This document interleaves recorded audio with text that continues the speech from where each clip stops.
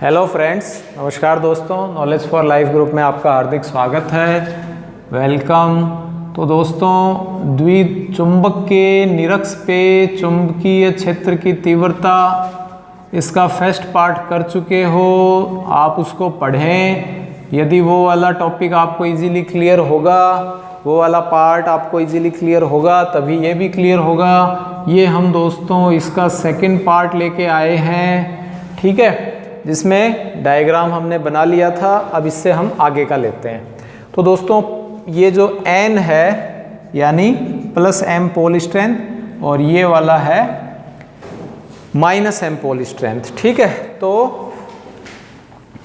n ध्रुव के कारण बिंदु P पर चुंबकीय क्षेत्र की तीव्रता, the magnetic field intensity on point P due to the n pole. तो n पोल के कारण दोस्तों क्या हो जाएगी? ये हो जाएगी B1 vector equals to mu not upon 4 pi, और क्या आ जाएगा?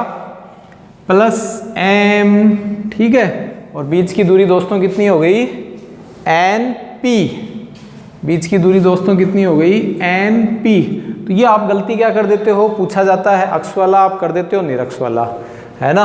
निरक्ष वाला पूछते हैं, अक्ष वाला कर देते हो, क्योंकि यहाँ हम तो डिस्टेंस ले रहे हैं, यहाँ हमको ये पाइथागोरस थ्योरम से प्रूव करना है। तो इस NP की डिस्टेंस को मेजर करने के लिए हम ले रहे हैं ट्राइंगल PON या NOP, जो भी आपको अच्छा लगे, NOP, ठीक है, से या फ्रॉम NOP। और पाइथागोरस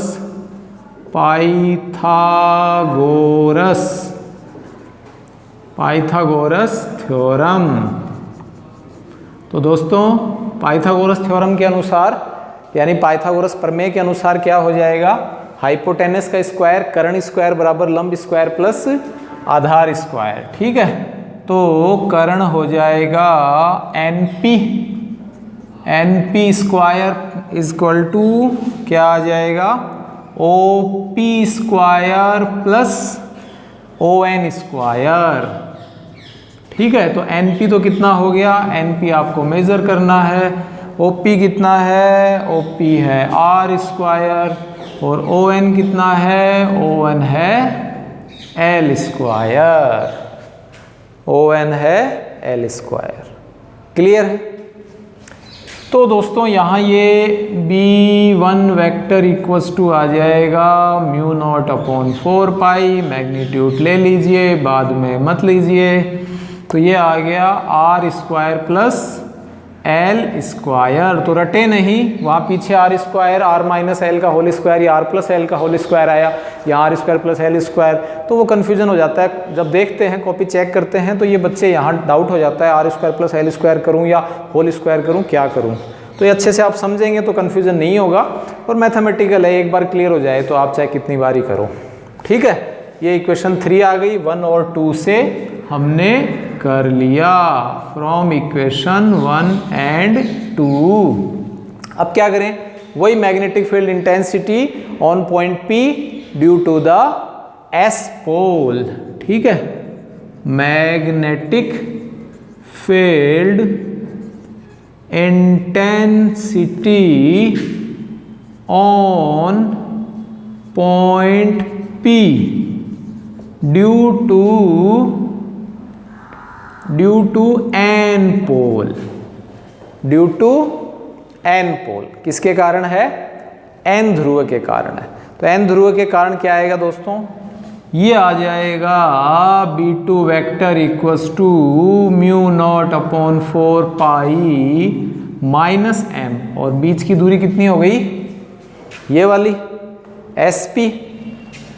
तो ये हो जाएगी दोस्तों SP का होल स्क्वायर। मैग्नीट्यूड ले लीजिए, मैग्नीट्यूड ले लेंगे तो माइनस प्लस में चेंज हो जाएगा, और mu naught upon 4 pi M, और SP वही है, R है, L है, तो सेम ही है, ऊपर वाली सेम का सेम ट्राइंगल रूल, वही पाइथागोरस थ्योरम, और वही आंसर आएगा। तो मैं डायरेक्ट ही लिख देता हूँ R square plus L square. From equation 3 and 4 you can see that b1 vector and b2 vector are same. देखिए दोनों के जो RHS साइड है, जो दायां भाग है, mu not upon 4 pi mu not upon 4 pi m upon R square plus L square. ठीक है, तो from equation 3 and 4 b1 vector equals to b2 vector. जब ये दोनों इक्वल हैं तो इनके जो हॉरिजेंटल कंपोनेंट हैं वो भी इक्वल है और वर्टिकल कंपोनेंट भी इक्वल है। ठीक है, तो ऊर्ध्वाधर घटक परस्पर समान व विपरीत दिशा में होने के कारण, विपरीत दिशा में होने पर क्या हो जाएंगे दोस्तों, निरस्त हो जाते हैं। ठीक है, the vertical component are cancel out. Why? Because they are same and opposite direction. तो दोस्तों परिणामी चुंबकीय क्षेत्र की तीव्रता, तो परिणामी चुंबकीय क्षेत्र की दिशा दोनों चुंबकीय क्षेत्रों के क्षैतिज घटकों के सदिश योग के बराबर होती है, सदिश योग के बराबर होती है। Now the resultant magnetic field intensity is the sum of, कौन सा सम? वेक्टर सम, या वेक्टर सम ऑफ कौन से कंपोनेंट है? Horizontal component of magnetic field. तो हम यहाँ दोस्तों क्या करेंगे, जो ये हॉरिजेंटल कंपोनेंट हैं वो ले लेंगे, उनको सम कर देंगे और वर्टिकल कंपोनेंट है वो कैंसिल आउट हो जाएंगे। तो पॉज करके लिख लीजिए। हाँ तो दोस्तों इक्वेशन 1 2 3 4 आ गई है ना। तो इक्वेशन 5 क्या आ जाएगी, b equals to b1 cos theta b2 cos theta. Equation 5, b1 vector का मोड ले लीजिए, b2 वेक्टर का मोड ले लीजिए। अब समीकरण 3 और 4, ठीक है, putting the value of equation 3 and 4 in equation 5, समीकरण 3 और 4 का मान समीकरण 5 में रखने पर। तो समीकरण 5 में रखेंगे तो क्या आएगा दोस्तों, अब ये 5 में रखने से पहले आप ये भी क्लियर कर चुके हो यहाँ कि b1 vector equals to b2 vector है। ठीक है, तो ये हो जाएगा b1 cos थीटा और ये भी क्या हो जाएगा b1 cos थीटा, या b2 cos थीटा भी लिख सकते हो, दोनों ही सेम है। तो ये हो गया 2b1 cos थीटा। इसी में ही हम यहाँ कर देते हैं, ये ट्राइंगल पीछे बनाया था आपने, फिर से बना लीजिए। ट्राइंगल ONP और इससे हम cos थीटा ले लेते हैं। cos थीटा आप जानते हो बेस अपॉन हाइपोटेनस, आधार बटे कर्ण। तो आधार क्या है, थीटा के सामने वाली भुजा लंब हो जाएगी, ये आधार है। तो आधार हो जाएगा दोस्तों ON और ये हो गया दोस्तों NP। तो ON कितना है, ON है R, ठीक है, नीचे लिख देते हैं थोड़ा क्लियर कम हो। L अपॉन NP निकाला था इक्वेशन 2 में, आपको याद हो तो NP का स्क्वायर निकाला था, तो R square plus L square का अंडर रूट आ जाएगा। याद है दोस्तों, देखिए फ्रॉम इक्वेशन 2 पीछे देखिए NP इक्वल्स टू आया था R square plus L square, और NP का भी स्क्वायर था, याद हो तो, ध्यान है। लेकिन यहाँ हमको केवल NP चाहिए, तो दोनों पक्षों का स्क्वायर रूट कर देते हैं। Both side we take square root, ठीक है। तो वर्गमूल करने पर क्या होगा, एन पी इक्वस टू हो जाएगा R square plus L square की पावर 1/2 हो जाएगी। ठीक है, तो एक ही लाइन में आंसर लिख देते हैं। b इक्वस टू आ गया 2, b1 की वैल्यू थी mu not upon 4 pi M R square plus L square और इनटू कॉस थीटा ये रही L upon R square plus L square की पावर 1/2।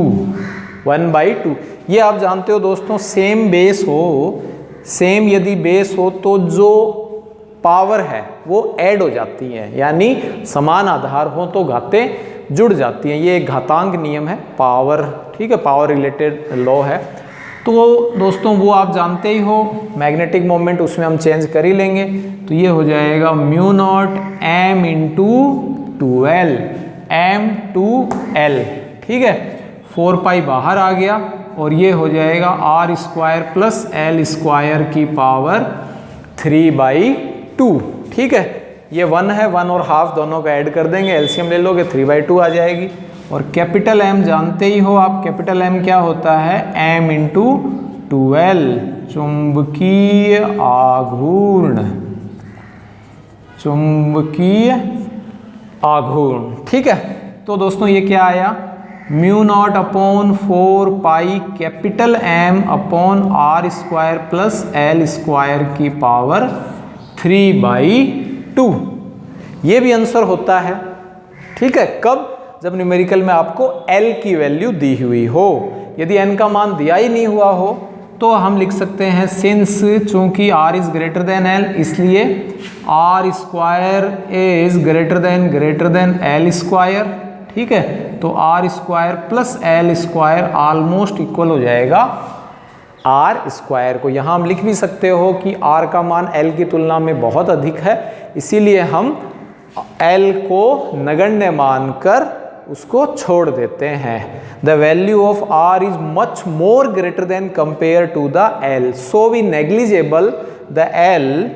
ठीक है, एंड रिमूव रिप्लेस। तो दोस्तों फिर ये क्या आ जाएगा, इसके लिए लिखिए पॉज करके। हाँ तो दोस्तों ये आ गया बी इक्विटोरियल, बी इक्विटोरियल यानी बी का मान निरक्ष के ऊपर क्या आया है, mu not upon 4 pi M upon और R square plus L square था, तो आर स्क्वायर का स्क्वायर और इनटू में आर था, यह था ऊपर, याद है आपको। तो ये एक इससे कैंसिल हो जाएगा, तो ये पावर 4 है, तो ये आपके ध्यान रखें, इसको काटे नहीं, आपके कन्फ्यूजन हो जाएगा। तो ये आंसर आ गया दोस्तों बी निरक्ष equals to mu not M upon 4 pi R cube. ठीक है, तो ये क्लियर है,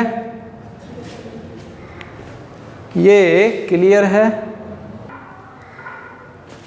हाँ तो दोस्तों ये आपके mu not M R square plus L square की पावर 3/2 थी और ऊपर आर नहीं था तो वो हटा दिया है, ये इससे कट गया तो ये आ गया आर क्यूब। आंसर ध्यान था इसलिए आंसर मिल गया, बीच वाला यहाँ होगी। हाँ तो ये आपके आ जाता है। तो फिर से यही स्पष्ट है कि निरक्ष पर भी चुंबकीय क्षेत्र की तीव्रता दूरी के घन के व्युत्क्रमानुपाती होती है। ठीक है, यहाँ लाइन आप फिर से वही लिख सकते हो, निरक्ष पर भी चुंबकीय क्षेत्र की तीव्रता दूरी के घन के व्युत्क्रमानुपाती होती है। The magnetic field intensity is directly inversely proportional to the cube of distance are.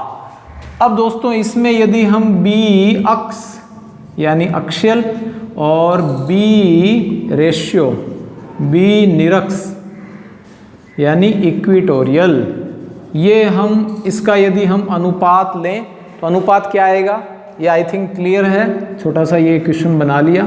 तो बी अक्ष होता है 2 mu not upon 4 pi M upon R cube और अपॉन में है बी निरक्ष तो निरक्ष में दोस्तों यहाँ देख रहे हो 2 नहीं है, तो ये हो जाएगा mu not upon 4 pi M upon R cube. ये इससे सब कट जाएंगे और ये आ जाएगा 2/1 2:1। ठीक है, तो कहने का अर्थ ये है निरक्ष और अक्ष में आपको कोई भी पूछे तो आप एक वैल्यू निकाल लीजिए और उसका या तो डबल कर दीजिए या फिर आधा कर दीजिए। तो आई होप ये आपको वीडियो अक्ष निरक्ष वाले क्लियर पहले से थे, फिर से रिवीजन सा हो गया है। ठीक है, like share and subscribe. Thanks for watching.